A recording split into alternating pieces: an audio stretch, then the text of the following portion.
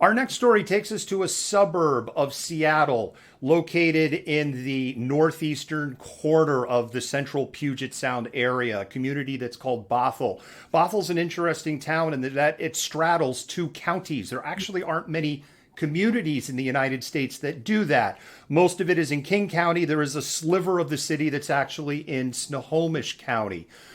I don't want to get ahead in the story that we have ready for here today.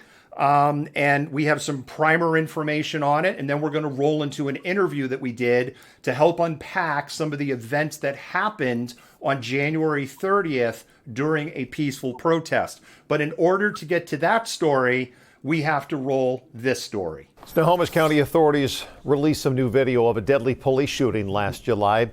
It adds some new perspective after months of unanswered questions. We do want to warn you, the video might be disturbing for some viewers. King 5's Chris Daniels has more. New video sheds new light on the events of a July night. There have been few answers since Juan Hummel, just 25, was shot and killed by a Bothell police officer. The department said back then Hummel had lunged at an officer with a knife after a report of a man slashing tires in a neighborhood. Slashing tires, there has been no corroboration of that we have been able to find. His family told reporters Hummel was shot in the back 3 times. The video, released today by the Snohomish County Multiple Agency Response Team, which is leading the investigation, shows Hummel running down the street and hiding behind a bush. And when the responding officer leaves his car, Hummel charged. Due to the graphic nature, we are not showing the fatal shots. Other officers responded and could be seen performing resuscitation efforts 4 minutes later before an ambulance arrived 7 minutes after the shots were fired. Hummel died at the hospital. Bothell police said today the officer is back on patrol. The department does not have body cameras, but says the officer did have other non-lethal tools. First thing I want to say, King 5, I know a lot of people call the stations the 3Ks, the KKK, right? Mm-hmm. King 5, I think, you look at the coverage they've done on Tommy Lee in particular, right? They are dug in like an Alabama tick on King County and the Tommy Lee story. And I think I really applaud their coverage on the Juan Rene Hummel story here. I think this was presented in an extremely fair way. And I think, Jennifer, they called out a lot of valid questions in the investigation and in the events that happened that day. Yeah. And what a sad, another sad story, right? About cops and, excessive use of force. Yeah. The argument that Snohomish County, the investigation team at Snohomish County is making, and, I-940 was supposed to be Snohomish County isn't supposed to investigate this because Bothell as part of the city in Snohomish County. Yeah. The neighboring police force is not supposed to investigate the police department that they go and have picnics with, literally. And yet that's happened here, which is a travesty of the I-940 law. Full stop. Yeah. What Snohomish County is saying that Rene Hummel, and I know they went by Juan, but he did go by, my understanding is they went by their middle name of Rene, entered into this space where officers are trained that if somebody is armed and they come into that space, you can go weapons hot. You can go lethal force. The argument against it is Rene Hummel never had a chance because the officer drove into that space. Yeah. And Rene was essentially a dead man by the fact that Rene potentially had a knife in their hand. There are serious questions, as in the Tommy Lee story. And Rene had no option. Now, we're never going to know why Rene ran towards that officer. The other thing that was brought up, there were no slashed tires. There were no reports of, there were reports of slashed tires. Nobody came forward. They couldn't find slashed tires. From the 911 call to Rene dead was 90 seconds. Yeah. And, they also said, too, that they had other weapons on them that were not lethal that they could have used prior to what they did. So let's fast forward to January 30th. On January 30th, there was a peaceful vigil and protest that was planned. It involved Renee Hummel's family, who were at this protest and vigil. That's very important to understand. This was separate from a different event that was being planned by a direct action group in Black Bloc that was planned for maybe a week or two earlier that had gotten canceled. The two are not in any way associated with each other. That's an important thing to also understand. So this was an event that was set up during the day. I think it started at 1 or 2 in the afternoon. The plan was they were going to go on a march for about 1 mile to essentially Bothell City Hall. They were going to do a vigil and a protest there and go home. Instead, we had another car attack on a protest in Puget Sound. And with that, I'm going to bring in Cameron right now, and he's going to talk about the events in his own words. We're with Cameron Chapman, an activist out of North King County. He was there in Bothell when a 54-year-old woman struck 5 vehicles in the car brigade, and when Bothell police arrived after the incident, let this individual go without any tickets or any charges. Cameron, how are you doing this afternoon? As well as one can be after this kind of incident.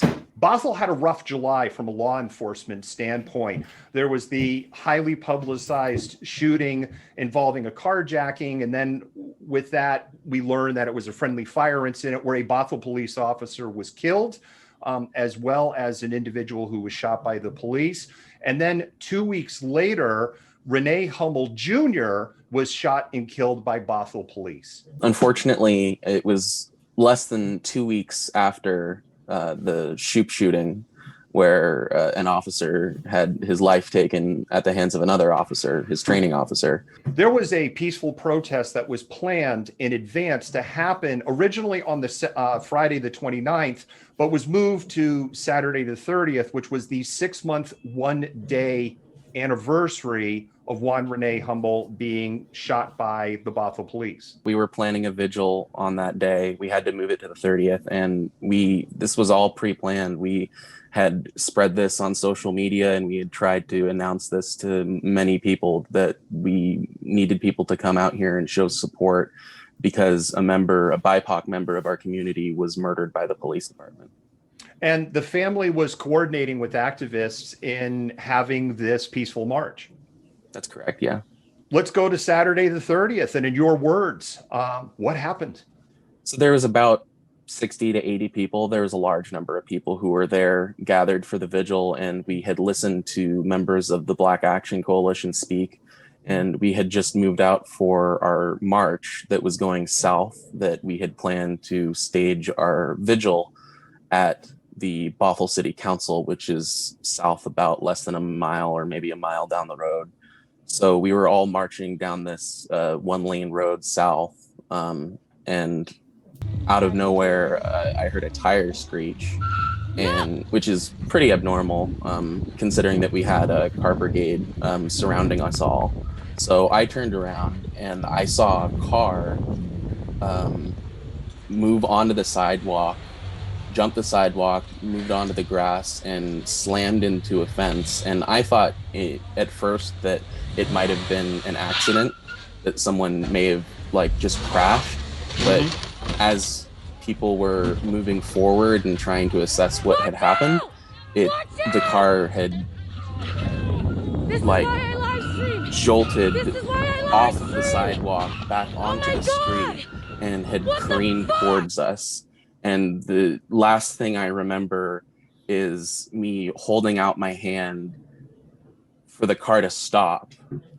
And I had to juke out of the way at the last possible second before the car hit me, because I would have gotten hit if I didn't jump out of the way. There's a narrative that is out there that this was essentially a little old lady, 65 years old, scary protesters who got panicked. But what we've kind of learned is that's not true. So we've since learned that this actually wasn't a 65-year-old woman, as the Bothell Police Department had been spinning it. That she, from her social media profile, she's actually a 53-year-old woman, and she is pretty down the rabbit hole when it comes to being fed propaganda information from right-wing news. So I think she was definitely targeting us. Her social media profile and the information that's publicly available on her social media profile is, in a word, alarming. Yeah, absolutely. She definitely has hate for BIPOC members of our community, and she is proud to show it. And I don't think she was scared at all. All of these events triggered essentially emergency city council meeting in the city of Bothell, and the police chief addressed the council. One of the things that the police chief said, Cameron, is they would move forward with prosecution, but that nobody in the car brigade is willing to talk to the police department. And I get you're not a spokesperson for the car brigade, but what are your insights on this? Personally, and I think they acknowledge this, the city council themselves. We are victims, those of us who were on the street.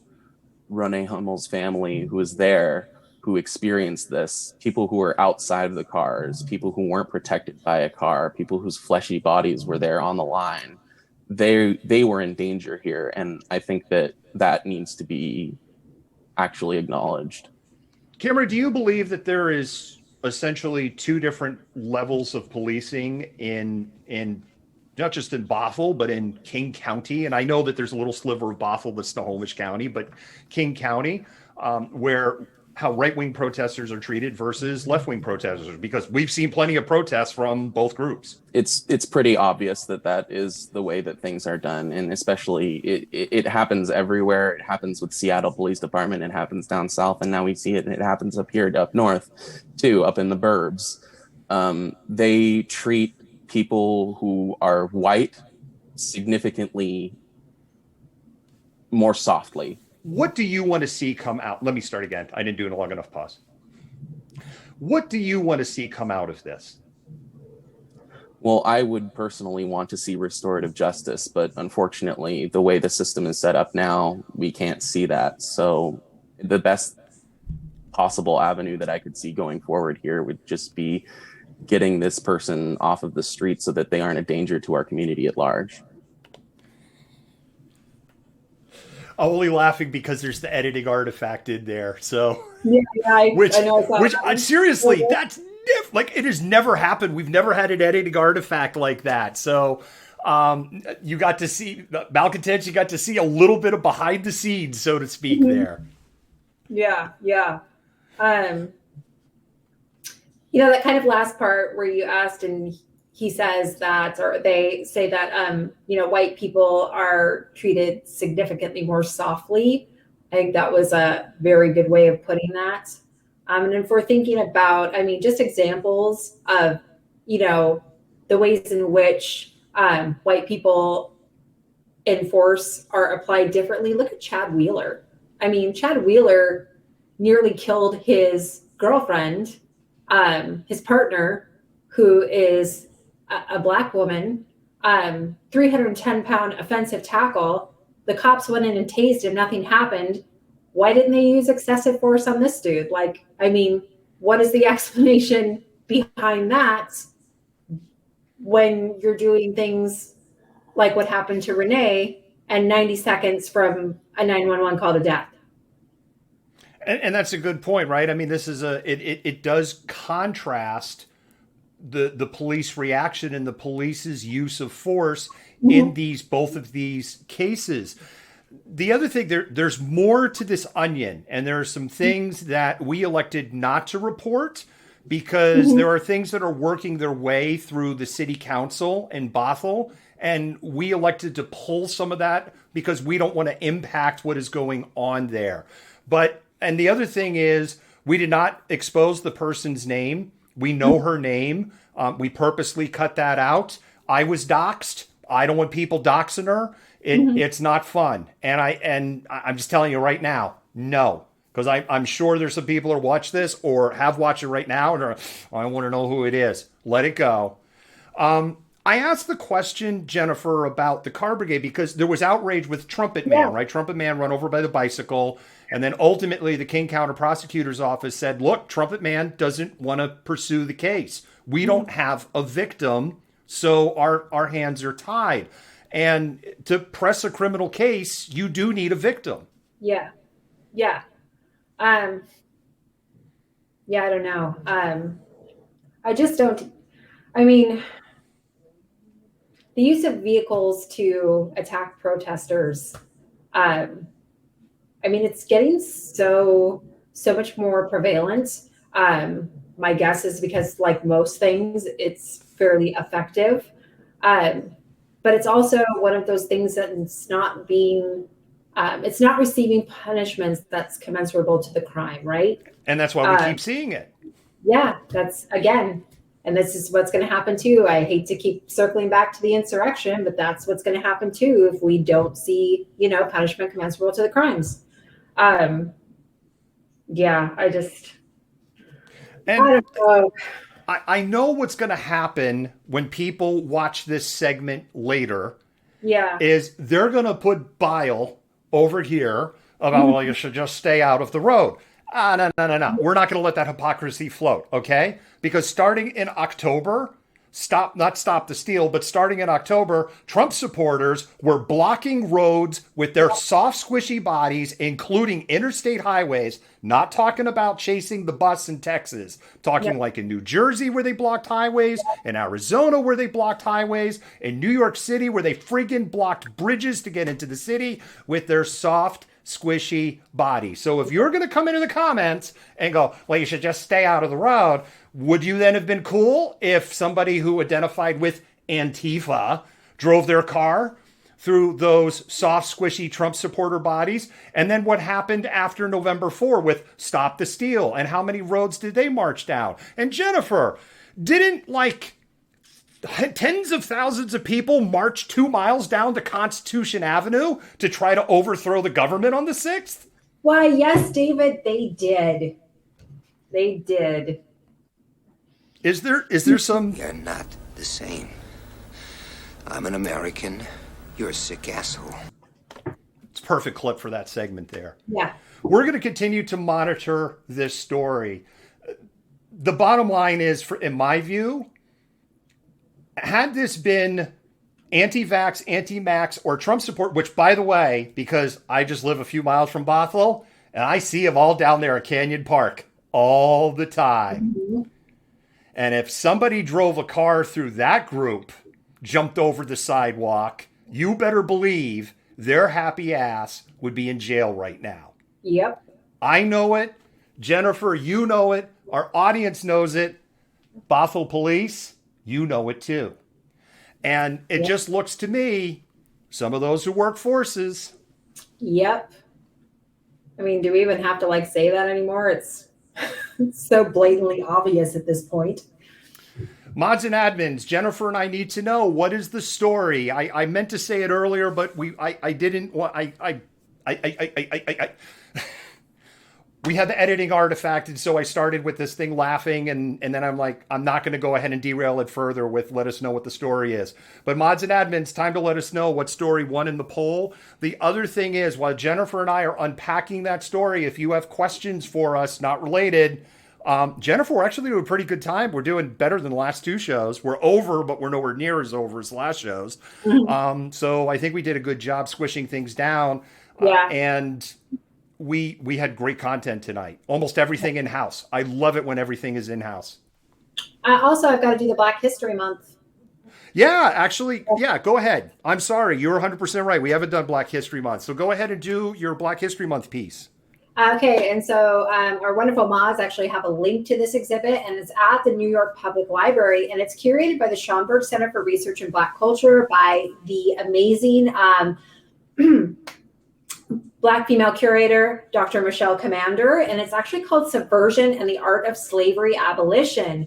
And so it does all of this stuff, really great resources to, just kind of primary sources, instances of resistance and rebellion, what abolitionism looked like, from both on the U.S. and from Britain, because Britain, of course, abolished slavery before the U.S. did. The U.S. actually abolished the transatlantic slave trade. I want to say in 1807 and 1808 is when the Second Middle Passage arose, which was, the domestic slave trade. But there's also this really cool resistance through poetics and music, narratives of fugitivity and fidelity, anti-slavery children's primers to teach children about abolition. There's installation images. It is an absolutely beautiful exhibit, and I hope some of you will take a few minutes to look at it. On the subject of everyday forms of slave resistance, there's a wonderful book by a woman named Sadia Hartman called Scenes of Subjection that I highly recommend. She actually has written several books. She is a Black female scholar. It is an amazing book and talks about the everyday forms of resistance to slavery, because a lot of times we get this, well, why didn't slaves band together and rebel? It's so much more complicated than that. And between this exhibit and that book, it answers a lot of those questions. Jennifer, thank you so much for sharing that. It's really appreciated. Cameron, I saw your comment. Go ahead and drop a PM, and we could probably do something in post for you. Although on the re-air, it's going to be on the re-air. That train's kind of left the station. So, but when Rashi hands those off for me to editing, we have an editing team. I can actually pull those down, and we can make that change that you're requesting there. But again, send me a PM, or you can send an email to tips@malcontentment.com. I'll also get that email right there. And since we have that up, tips@malcontentment.com, we get people that send us news tips. If you have a story that you think you want us to cover, tips@malcontentment.com. We check there's multiple of us who have access to that email box, and we do check it, and we do get stories from there. Jennifer, thank you so much for sharing that. I'm loving what you're doing for Black History Month. And I'll call out again, Jennifer and I made a conscious decision at the start of Black History Month that as white allies, we have no business coming up here on camera and talking about Black history, meaning in the sense, let us teach you Black history, because we're pasty white people. That's why. And so what we are doing instead is highlighting these resources that you can go to and learn a lot more about Black history. Jennifer, I'm gonna have an ask for Black history. I don't know if there's a book or a documentary but I recently learned that in 1869 and 1870, there was essentially a rebellion in the state of Delaware where approximately 200 Black people were killed. Black newspaper was burned down, and 100 Black legislatures were ejected out of the Delaware State House.